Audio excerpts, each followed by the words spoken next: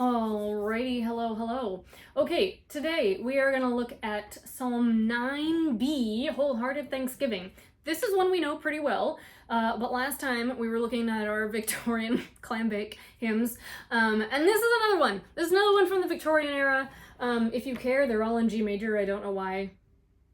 Maybe trumpets like G major. I don't play trumpet. I have no idea.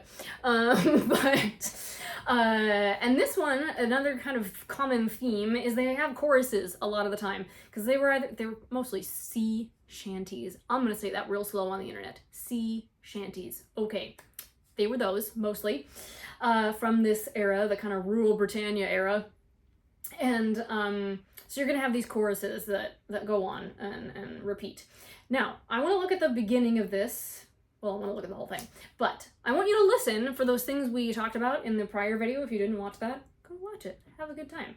And remember the crunchy notes that are going to come back. So for this one,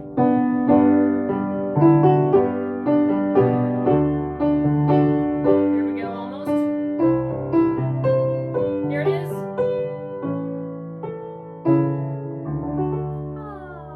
Right? Hear that in Handel or Bach ever, at least not like that. And then it goes on.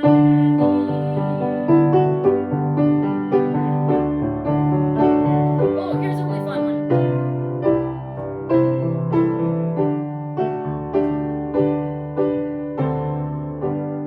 So this, they call it a suspension because it sounds like it's suspended up in the air. Woo! Until it comes back down. Okie doke. And then praise the Lord, blah, blah, blah, blah, do. What else was I gonna say about this? I don't remember. Good times.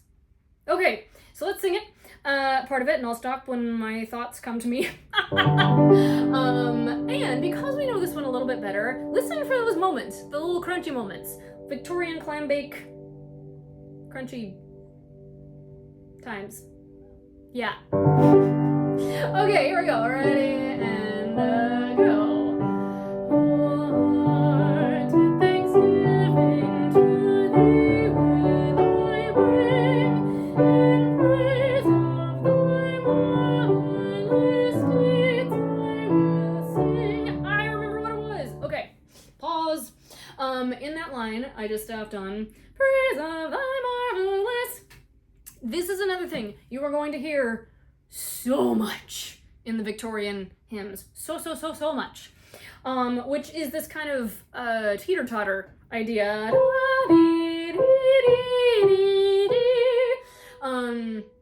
You're going to hear that a bunch, and notice that you're coming back to the same note each time. Minor sixth. Ooh, that's in another song. I don't know. That'll also come to me. That one's a little easier. Oh, it's in the Lakme duet.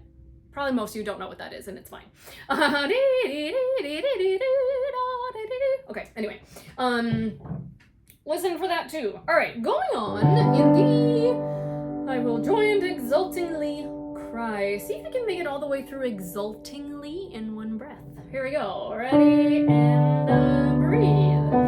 In thee I will join and exultingly cry. Thy name I will praise, O Jehovah Most High. I am not going to do the chorus right now for the sake of time.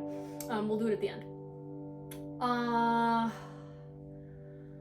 had a thought and I don't know what it was. Okay, verse 2. It'll come to me. Here we go. Verse 2. Ready and breathe. Thou Lord art a refuge. Oh, I know what it was. Sorry. Oh my gosh, I swear, I am sober. I promise I am. Okie doke. In the no, I lost it again. There it is. Okay, third line. I will joy and exultingly cry. This is maybe an obvious thing to some of you, but if you're like me and your brain can't do that many things at one time, you may not have noticed that joy in this case is a verb. It's not the noun joy, like to have joy, but it is the noun. Oh my gosh, the verb. What is happening? To like have joy, right? To joy and exultingly cry. Just to put that out there. Okay. Back to verse. What are we doing? 2? 3? 2. Verse 2. Ready and go. Thou, Lord, art a refuge for all the oppressed. There it is again, that teeter-totter. All trust thee, who know thee, and trusting are blessed. For never, Lord, did thy mercy forsake, or so let us sought of thy grace to partake. Very good. Before we go on to verse 3, I want to point out a couple more teeter-totters, which you probably noticed too. In the very beginning, and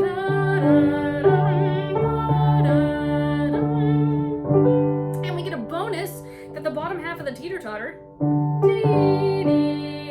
is the same.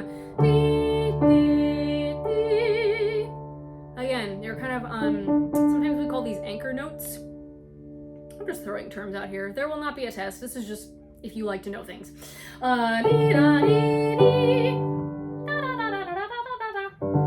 Verse 3, more fun facts. Okay, verse 3, ready and go.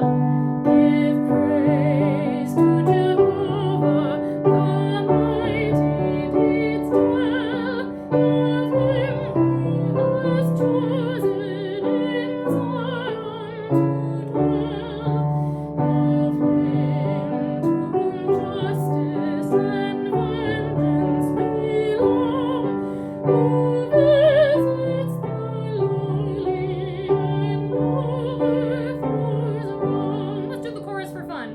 Praise the Lord, praise the Lord, let the earth hear his voice. Praise the Lord, let the people rejoice. Oh, come to Jehovah, declare ye his fame, and give him all honor, for justice his name. Verse 4. Behold my affliction, thy mercy accord, and back from death's portals restore me, O Lord, that I in the gates of thy Zion may raise thy song of salvation, and show forth thy praise. Praise the Lord, let the earth hear his voice. Praise the Lord, let the people rejoice. Oh, come to Jehovah, declare ye his fame, and give him all honor, for justice his name. Very good. If you want to be super fancy on a diction thing, at the end there, for justice his name, if you were in a choir and I was your director, which that is not a suggestion, it's not happening, but if you were in a choir and I was your director, the just is could very easily be misheard as justice. So the way we fix that is we want to make the vowel in the word just a little more British, a little more towards just. Now that's a huge exaggeration. I can't really do it when I'm speaking. For just is his name. Oh my gosh. G major, everybody. And then you want to either put a brief little pause before is, just is his name, or fancy, and put on what we call a glottal stop. Your glottis is a little flap that prevents you from inhaling your food if it's doing its job. Isn't it? Oh, I'm just having an identity crisis there. Anyway, a glottal stop is when we have that kind of kind of breaks at the beginning of the vowel. It would sound like, just is his name. Let's make it bigger. Just is his name. As opposed to, just is his name. Something fun to work on.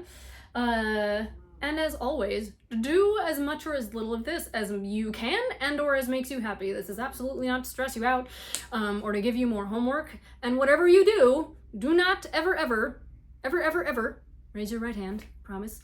I solemnly swear, I will not ever allow these technical things and tips that Catherine is giving me distract me from singing to the Lord in church on Sunday. That is not the point. This is for your home study time, if you so choose. And then when you go to church, you just sing. That's it. We call that throwing spaghetti at the wall, right? And that's all. This is just to help you. So don't get all hung up over where am I breathing and did I say that right? This is not Carnegie Hall. Great. Lecture over. All right. Happy singing.